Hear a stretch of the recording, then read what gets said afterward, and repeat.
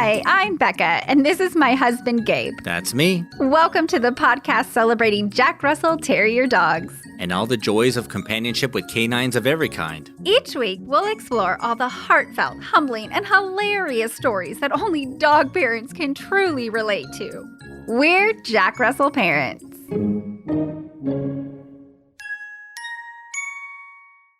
Happy spring, puppy parents. Hey there. Yes, spring has begun sprungin'. Sprungin'? Carson's done hibernating and is exploring the neighborhood and shedding his winter coat. Life is good. You know, why do they call it spring? Maybe because the plants are springing up out of the ground. The flowers are springing up.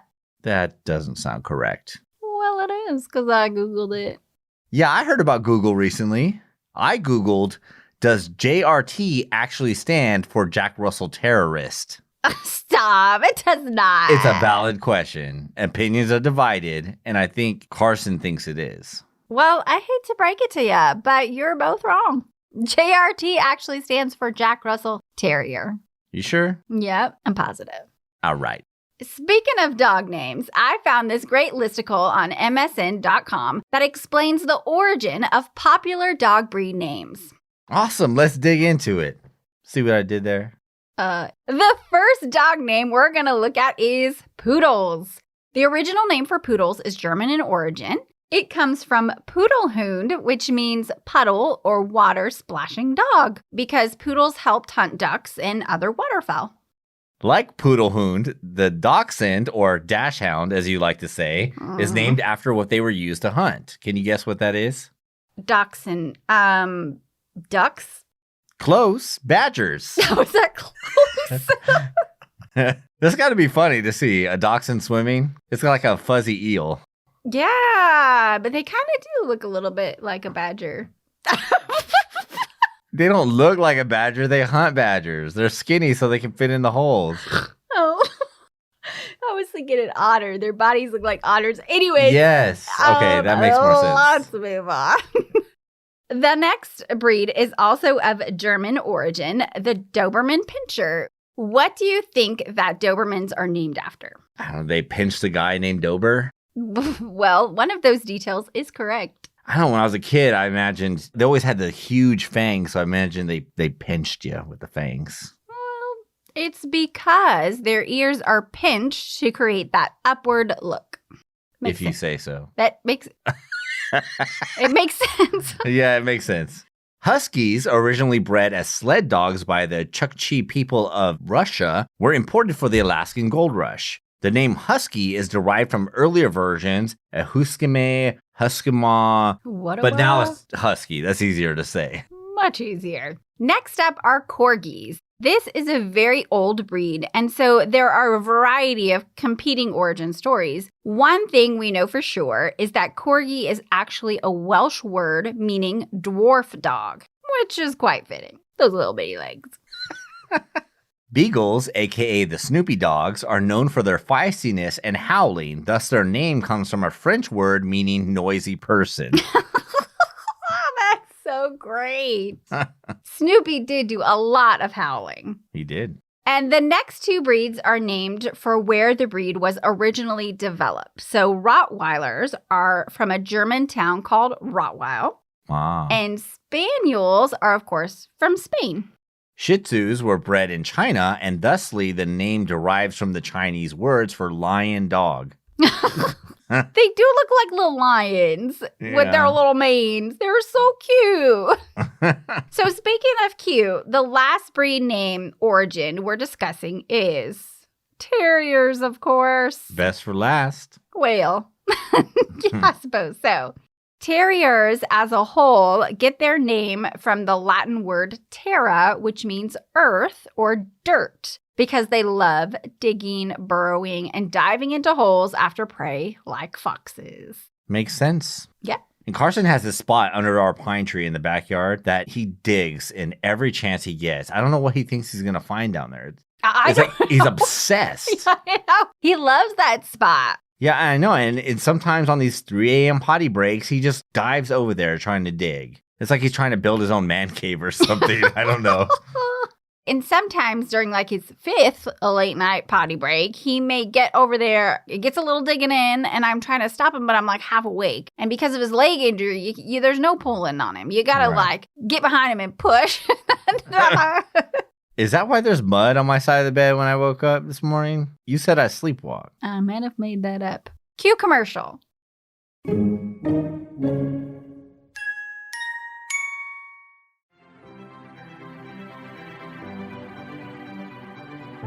11-year-old Walter just may die of boredom during the most boring summer ever.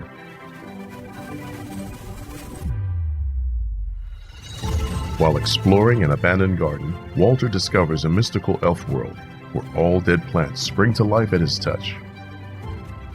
The downtrodden elves think Walter is there to save them with his new life-giving powers, to defeat the wicked Ichabod von Snothook before he sucks everyone's joy dry with his never-ending list of rules. Walter will need to use his best power yet, his imagination. In a dying, oppressed world, one boy has the power to bring freedom and life. Walter Plume and the Dehydrated Imagination will take you and your middle grade reader on a thrilling journey while igniting the depths of your imagination. Boys the Book says, beautiful imagery leads to spectacular world building in this fantasy that will leave the young reader glued to the pages. Relatable characters add to the magic of the story with never a dull moment. Get your magical fingers on a copy of Walter Plume and the Dehydrated Imagination by Rebecca Lynn Morales, now at Amazon.com. Find out more at walterplume.com. Let Walter and his story awaken your beautiful and creative imagination.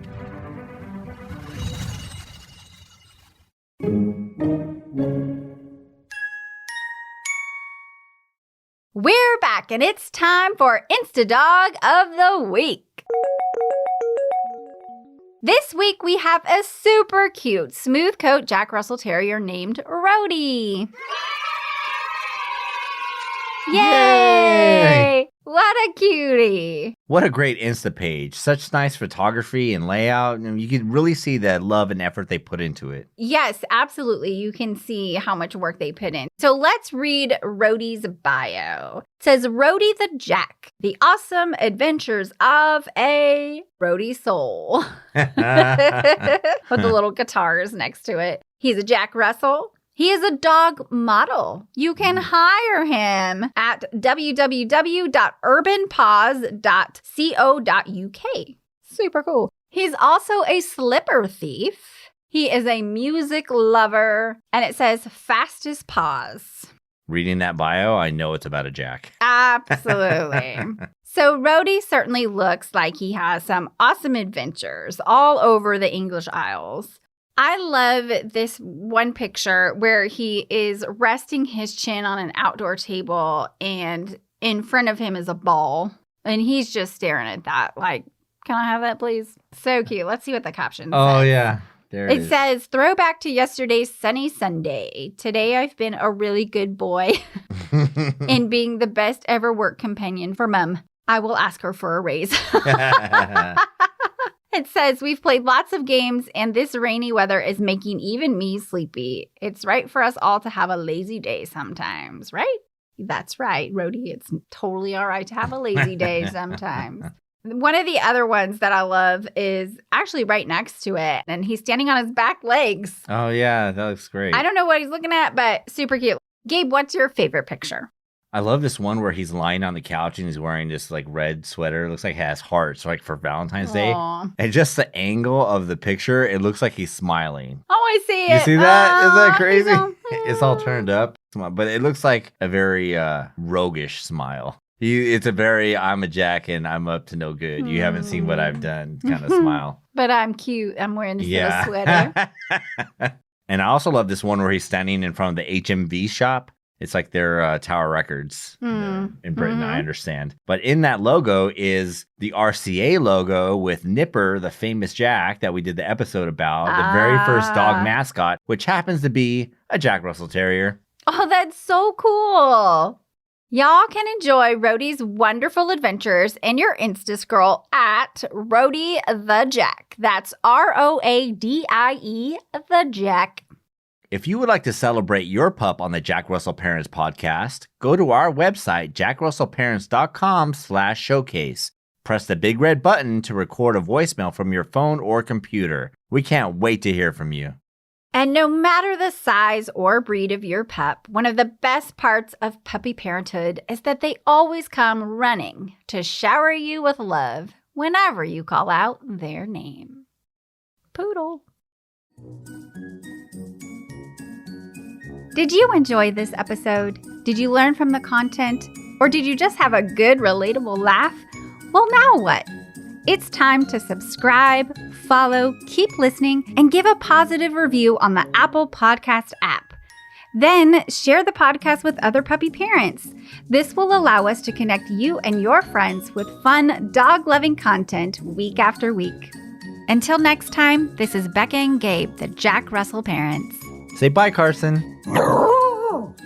We'd love to connect with you online at jackrussellparents.com or on Instagram, Facebook, and Twitter at JRT Podcasts. That's at JRT for Jack Russell Terrier Podcast. The Jack Russell Parents podcast is produced by Earball Audio. Jack Russell Parents is brought to you in part by Super Chewer. From the makers of BarkBox, Super Chewer is a themed monthly delivery of toys and treats made especially for dogs who play harder and demand a challenge. Simply go to jackrussellparents.com and click the Super Chewer link to enjoy their great offers while also supporting our podcast.